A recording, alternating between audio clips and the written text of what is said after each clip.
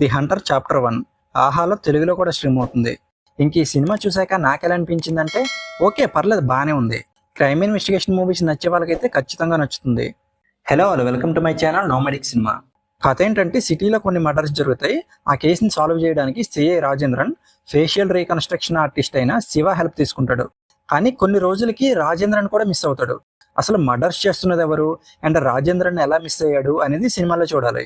Cinema starting ఒక 20 minutes కొంచెం bore కొట్టినట్టు ఉంటుంది. కానీ దాని తర్వాత నుంచి సినిమాని చాలా బాగా తీసుకెళ్లారు. అలాగే ఇంటర్వెల్ ట్విస్ట్ కూడా బాగానే ఉంది. ఇంకా సెకండ్ హాఫ్ లో మెయిన్ స్టోరీ రివీల్ అయ్యాక కొంచెం బోర్ కొట్టినట్టు ఉంటుంది. ఆ పోర్షన్ ని కొంచెం ట్రిమ్ చేసి ఉంటే బాగుండేది. హీరోకి ఒక లవ్ స్టోరీ ఉంటుంది అండ్ హీరోయిన్ ఒక యాక్సిడెంట్ లో చనిపోతుంది. దానివల్ల హీరోకి ట్రామా వస్తుంది.